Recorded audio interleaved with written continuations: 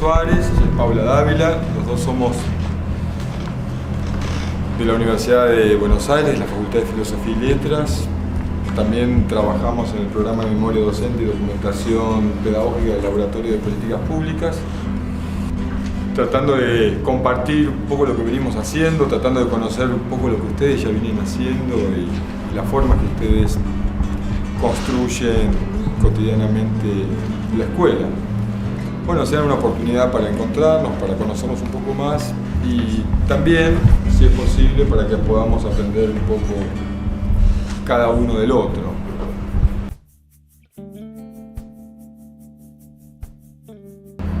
Nuestra propuesta de trabajo consiste en mostrarles en estas horas parte de lo que nosotros venimos trabajando hace algún tiempo en Argentina y en otros países de América Latina, vinculado a una modalidad particular de trabajo pedagógico entre docentes, que denominamos documentación narrativa de experiencias pedagógicas.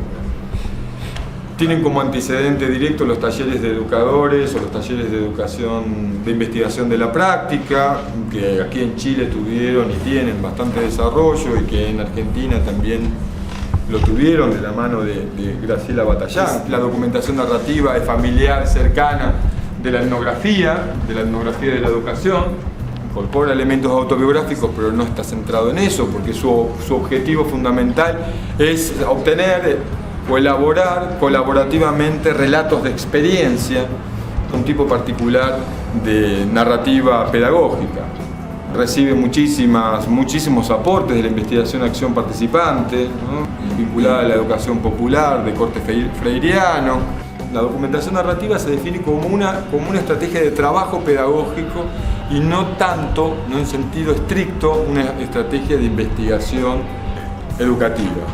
Por supuesto que tiene fuertes vinculaciones y en cierta forma interpela a las modalidades convencionales, ¿no? Interpela y critica las modalidades convencionales de investigación educativa. La documentación narrativa intenta generar instancias, espacios, condiciones para el trabajo pedagógico entre pares. Que el docente no debe correrse de su posición como docente, sino más bien asumir posiciones cada vez más reflexivas respecto de su propio trabajo pedagógico. La tarea de la etnografía es documentar aspectos no documentados de la vida social, y de la etnografía de la educación es documentar aspectos no documentados de la vida escolar. Con la paradoja de que el mundo escolar es uno de los ambientes de los cuales se producen más documentos. Los aparatos escolares masivos requieren de documentos que den cuenta de la vida escolar, pero para atender a cuestiones vinculadas a la gestión y el gobierno de los sistemas. Las prácticas de escritura que realizan los docentes en función de estas exigencias de documentación para la gestión escolar, generalmente lo que hacen es ocultar las cuestiones personales o las dimensiones subjetivas involucradas en los procesos escolares, en los procesos pedagógicos.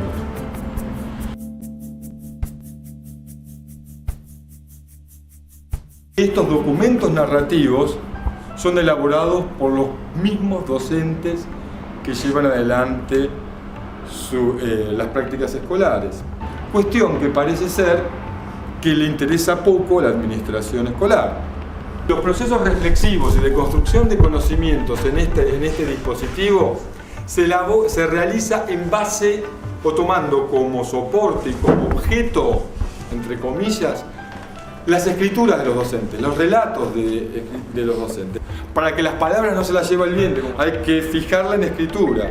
Pero como sabemos, toda fijación en escritura siempre es provisoria. Se trabaja pedagógicamente en torno de los relatos y gran parte del ejercicio de reflexividad de los docentes involucrados en estas prácticas de indagación, formación y acción tiene que ver con tomar recaudos metodológicos para trabajar sobre el texto y no sobre la persona o sobre la experiencia que está más allá del texto. El material sobre el que se trabaja es el relato no la experiencia en sí, porque la experiencia en sí no existe sin que haya un sentido que permita articular ese conjunto de acciones como una experiencia. La experiencia es acción con sentido. Por ende, las prácticas narrativas tienen que ver con la reconstrucción del sentido atribuido a la experiencia.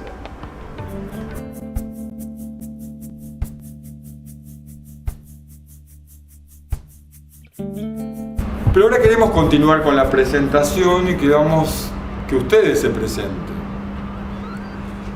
Todos se presenten. Por escrito. Porque de lo que se trata en este seminario taller es de escribir y de leernos. Entonces les vamos a pedir que cada uno escriba cómo llegaron hasta aquí. Que cuenten ustedes cómo llegaron hasta aquí. La idea es que ustedes se van a presentar a través de un relato, del relato. No se van a presentar diciendo quiénes son o presentando su currículum vitae, sino lo van a hacer contando una historia. La historia de cómo llegaron hasta aquí. Un criterio importante, y ya lo mencionábamos antes, pero un criterio importante es el siguiente. Todos estos relatos no van a salir de aquí si ustedes no lo autorizan. Esto me parece central.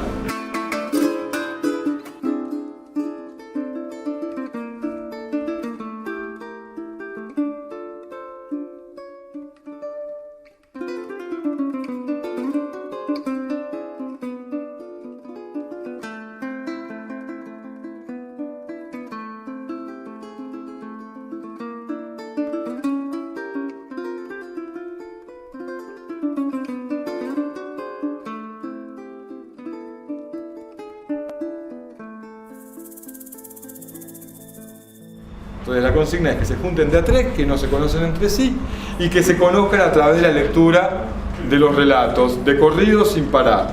Después de la secuencia, después de leer cada uno de los relatos, los otros dos les hacen preguntas acerca del texto vinculados a conocer más de las personas que escribió el relato, pero en función de lo que dice el relato, no en función de lo que nosotros conocemos de la persona que escribió el relato. ¿Se entiende? Solo nos manejamos con el material del relato para saber quién es la persona o el docente que escribió el relato.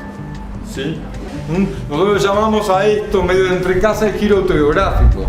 Porque pidiéndoles esto, nosotros los forzamos a ustedes que escriban en primera persona acerca de su propio recorrido. ¿Sí? Corriéndonos del formato informe, del formato proyecto. No les pedimos que cuenten lo que ustedes quieren hacer acá o lo que ustedes esperaban encontrar aquí. Tiene más bien que verlo con los recorridos de cada uno como forma de presentación personal. Después, un ejercicio que se hace una ronda de presentaciones en donde los otros presentan a los colegas en función de lo que leyó de su relato. ¿Cómo llegué hasta aquí? Llegar hasta aquí. Comenzar siempre es difícil, comenzar a decirme, a escribirme. Quizá la pregunta es ¿por qué estoy aquí? Pero bueno, para responder cómo llegué hasta aquí, antes me detengo a reorganizar el recorrido. Mi llegada al día de hoy comenzó hace casi 2 años. La pedagogía se estaba encarnando en mí como experiencia y reflexión. Fue un escribirme, un reconocerme. Sentidos desconocidos y una fuerza insostenible se fueron apropiando de mi relación con la enseñanza. Y como venía en esta calidad de cuasi espía y editora de una revista, pensaba que me libraría de escribir durante el taller. Me había predispuesto a que cuando los profesores asistentes escribieran, pues yo me dedicaría a sacar fotos para la revista. Después de varias reflexiones, búsqueda y descartes, decidimos nuestro tema, el cual tiene que ver con los significados que le atribuyen los docentes a su trabajo. Sin embargo, no es una porfía sin propuestas, al contrario. El hecho mismo de reconocernos en el desempeño docente nos permite abrir sendas de reflexión en torno a la experiencia subjetiva, concreta y verdadera del estar en aula con un grupo de jóvenes. Supe que venías de Valparaíso, supe que pertenecías al grupo de docentes autores, vi mucha capacidad de poesía dentro de tu relato. En enero del 2008 me llega un correo de una de las académicas donde me comenta que hay un proyecto orientado a los docentes que me quieren presentar. Tú ¿Tú crees que la experiencia docente es diferente si es una profesora o un profesor? Ahora que lo pienso, ese año fue uno de los mejores de mi vida, porque fui partícipe de cosas maravillosas, de revoluciones complejas iniciadas por pingüinos, y lo que es más importante, me inserto en un proceso de concientización de un lugar al que hoy puedo volver a mirar frutos de aquella loca y apasionada experiencia. ¿Por qué? Porque el colegio llegó a la categoría de prioritario por mucha deserción escolar, repitencia, bajo rendimiento en CIMSE y PSU. Como que de ahí parte, pues, o sea, uno no puede hacer los cambios uno solo, pues tiene que ser en colectividad. Si no hay participación, no hay como interés. Eso es como una de las cosas más importantes, yo creo. Como que la gente se preocupa de su futuro así como inmediato. Entonces, yo creo que esa es la lectura que hay que hacer de todos los espacios educativos contemporáneos. O sea. Yo quería hacer como mis comentarios de lo que habíamos hablado, porque yo tomé como apuntes de los textos de ustedes, pues.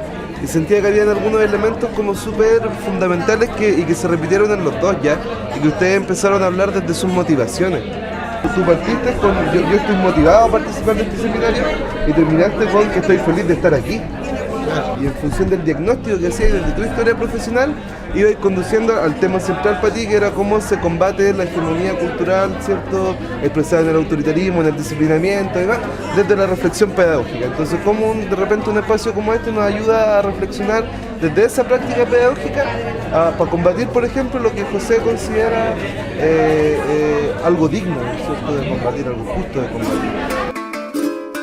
Así que, bueno, nos interesa ahora que nos cuenten ustedes un poco qué les ha pasado, cómo fue esto, ¿no? De comentarse, de leerse, de este acto, que también es un acto de generosidad, que es el dar a leer a otro mi texto, mi escrito, mi relato, ¿no?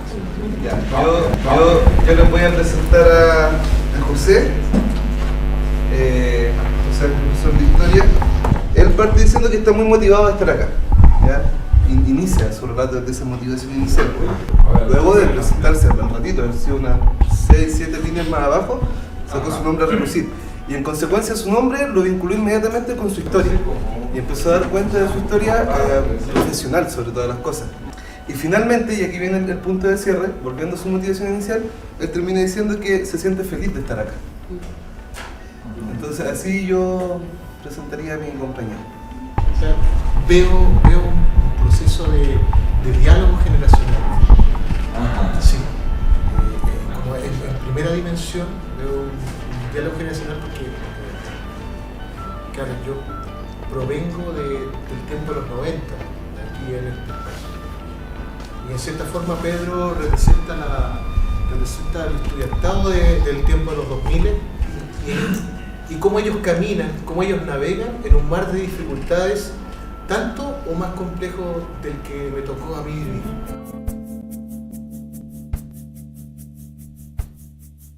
Cuando usted vuelve a escribir la experiencia, en realidad lo que está haciendo es reconstruyendo los sentidos que uno mismo, que usted como docente narrador, le atribuye a su propia experiencia. Que las reescrituras, en realidad, es el corazón mismo del proceso de indagación narrativa sobre la propia experiencia escolar. En definitiva, es que los docentes hagan un trabajo hermenéutico entre pares, que trabajen sobre sus propias interpretaciones acerca de la experiencia vivida. Lo que nosotros trabajamos con la documentación narrativa es sobre estas propias formas de atribuirle sentidos a la propia historia. Cuando uno está escribiendo y levanta la cabeza, ¿no?, sucede que está haciendo un ensayo reflexivo respecto de lo que está diciendo. Los docentes que comentan los relatos están forzando, los pares, están forzando que levantemos la cabeza para que pensemos acerca de cómo nombramos lo que vivimos.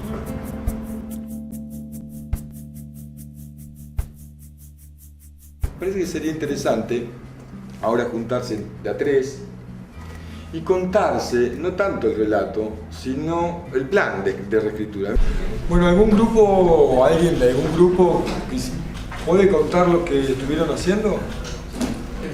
Por ejemplo, yo les comentaba que yo había hecho un relato súper general y que los comentarios me habían servido para enfocar un poco más el relato y darle un poco más de forma. La Fernanda, ella me explicaba que ella se había centrado un poco en su experiencia, en sus sensaciones, y que había quedado fuera un poco la historia misma, como la trama de la historia, y que su compañera le había dicho que para escribirlo tratara de centrarse un poco más en los hechos que pasaron, para poder explicar un poco la historia, porque si no, no se entendía bien de dónde venían como las sensaciones.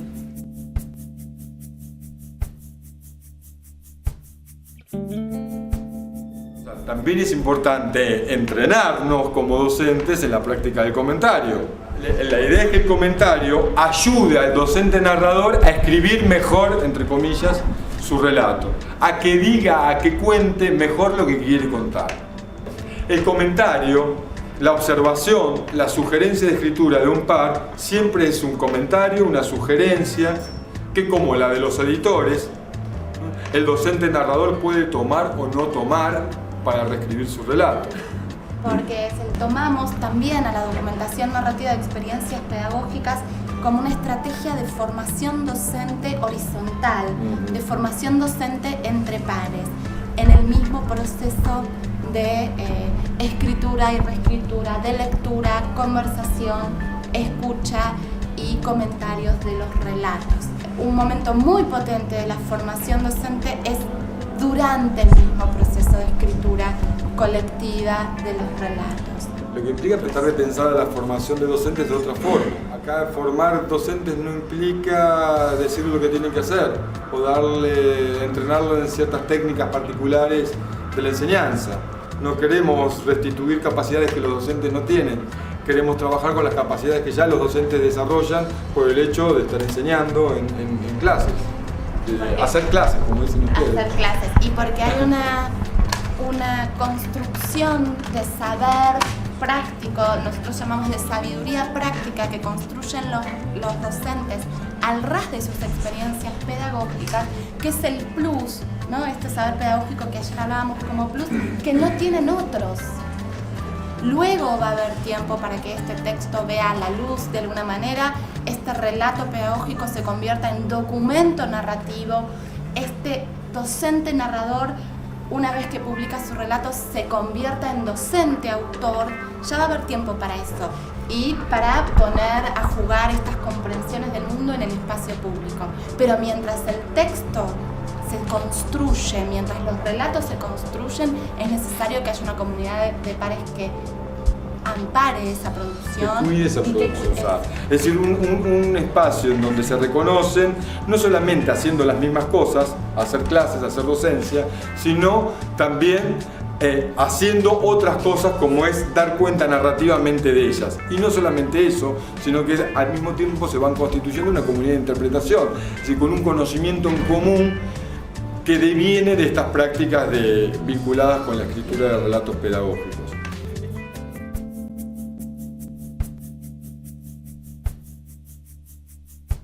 Yo les propongo a alguno de ustedes, si quiere, ahora sí, darnos a leer en plenario, no ya en pequeños grupos, sino en una comunidad de amparo, pero un poquito más grande, que somos todos nosotros, su relato de cómo llegué hasta aquí. Soy parte de un taller de docentes autores al cual llegué casi por accidente, como tantas otras circunstancias de mi existencia. Fue allí donde me enteré de este seminario y que forma parte del mismo quehacer que estamos intentando levantar, contar y contarnos nuestras experiencias.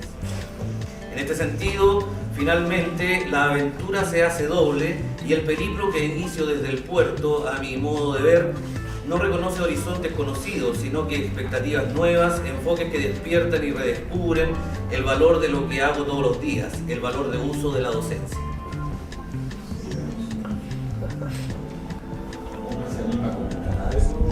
En 1980 llegué a trabajar a Los Ángeles, región del Biobío. Los 3 primeros meses de ese año hice un reemplazo y en el intertanto la directora del Liceo Comercial Técnico Profesional fue a la Dirección Regional de Educación y vio mi currículum y me llevó a su liceo, donde llevo ejerciendo 28 años. Siempre me había gustado la vida gremial, sindical, pero no ingresé, o mejor dicho, no participé tan activamente hasta cuando mis hijos crecieron. En 1996 asumí como delegada gremial de mi liceo y en una de las tantas reuniones hicieron una invitación a participar en el movimiento pedagógico. Para seguir participando había que hacer una investigación. Conquisté a otros colegas de mi liceo e hicimos la primera. A partir de aquí nos ofrecieron la capacitación, preparación para trabajar en investigación-acción. De ahí en adelante he tratado de motivar a otros profesores para investigar. Algunas veces lo he logrado, otras no. Lamentablemente acá, hablo de nuestro país en general, no se reconoce ni valida el tiempo de reflexión de los docentes. Se considera tiempo muerto, sin sentido, que no es necesario. Hoy día estoy acá porque el movimiento pedagógico del Colegio de Profesores me hizo la invitación. Mi nombre es Josefina Sidler. Escribir y dar a leer a otros es un poco desnudarnos, exponernos, ¿no? Y esto genera una movilización interna que bueno, para la que uno no siempre está preparado, ¿verdad? Entonces es importante también como un recaudo metodológico tener en cuenta eso, que uno puede exponerse en una comunidad en la que pueda sentirse seguro, en una comunidad que habla, como dice Daniel, el mismo lenguaje, ¿sí? Que pertenece a la misma comunidad de prácticas y discursos, porque en un colectivo de docentes narradores son todos docentes, entonces saben de lo que hablan y son todos narradores, entonces también tienen esas mismas prácticas en común. En el momento en que el relato se publica, sucede algo complejo. Es el momento en donde el docente narrador se convierte en autor, pero al mismo tiempo es el momento en donde el docente narrador pierde el control sobre su propio texto. Se enajena el texto al inscribirse en el espacio público. Al mismo tiempo es propio, pero ya pertenece a todos. No es publicar en el sentido restringido de un libro o una revista, sino tornar público los relatos. Y poner también a la mano de los docentes herramientas para generar este tipo de acontecimiento político-pedagógico, ¿no? Y un relato es una historia, es contar una historia. A pesar de que los docentes están todo el tiempo contando historias, cuando uno le pide que cuenten una historia, te devuelven un informe. Porque, entre otras cosas, el relato está vitupendiado por la administración. Una inversión de poder supone la aparición de un docente autor. Un docente que no solamente dice su palabra, sino que le escribe en el espacio público y que es validada por su propia comunidad de pares, por su propia comunidad de pares y discurso.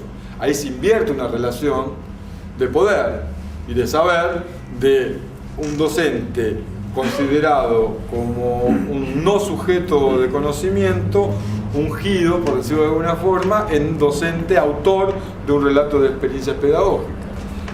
Entonces, el momento de publicación es fundamental y es la dimensión política central del dispositivo. ¿No? Hay que incorporar publicación, circulación de los relatos y generación de condiciones políticas e institucionales es lo que hace que esta experiencia, que este dispositivo sea un dispositivo de trabajo pedagógico y no un dispositivo de investigación-acción convencional.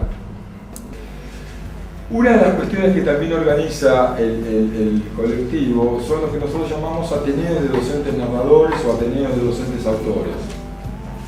Consiste básicamente en organizar un ateneo donde se van a leer los relatos, donde cada docente de ese colectivo invita o formula invitaciones, es decir, constituye un primer ámbito de publicación.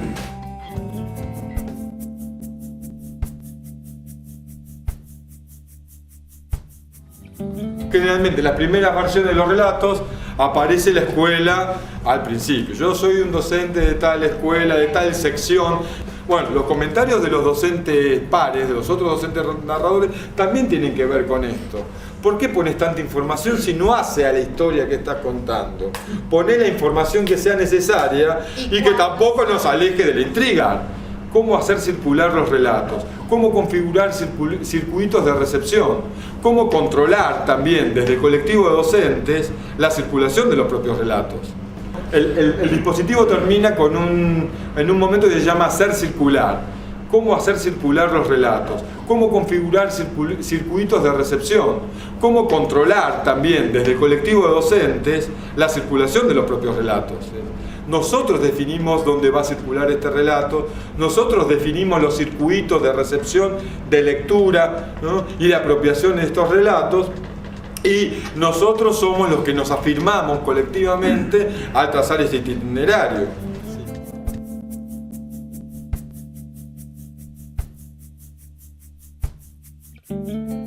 Por otro lado, nosotros, una de las cosas que aprendimos con el tiempo era incorporar dentro del dispositivo de trabajo pedagógico la generación de condiciones institucionales y políticas para el desarrollo del dispositivo.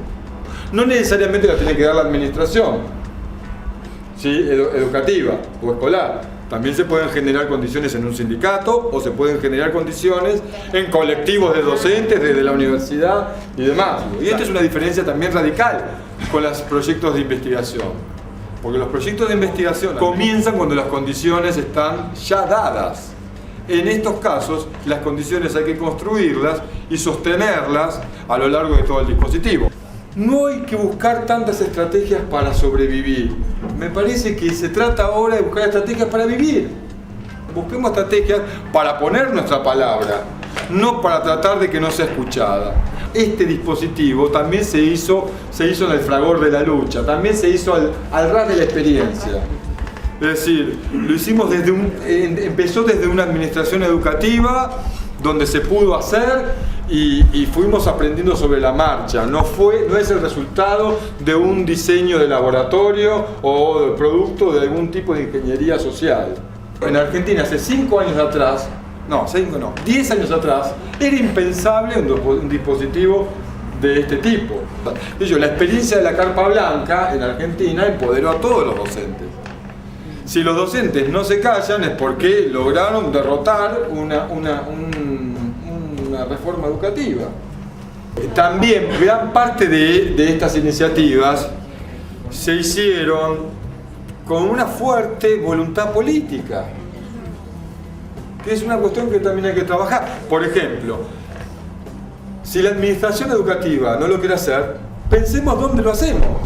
Y nos apoyamos en sindicatos, en colectivos de docentes que ya están autoorganizados, que aparte están autoorganizados y con inserciones. Por ejemplo, muchos de estos colectivos de docentes narradores participaron en la red argentina de docentes que hacen investigación en la escuela, ¿no? Que lo maneja, que lo coordina la CETERA, el sindicato en Argentina, que a su vez participa en la red iberoamericana de docentes que hacen investigación desde la escuela, que se conectan con la Expedición Pedagógica de Colombia, que se conectan con los centros de autoeducación docente de Perú, en fin, que empiezan a ampliar esta comunidad de prácticas y de discursos, insertándose en un movimiento político-pedagógico o un embrión de movimiento político-pedagógico latinoamericano, de nuevo tipo, mucho más heterónomo que los movimientos anteriores, con experiencias muy diversas, pero que,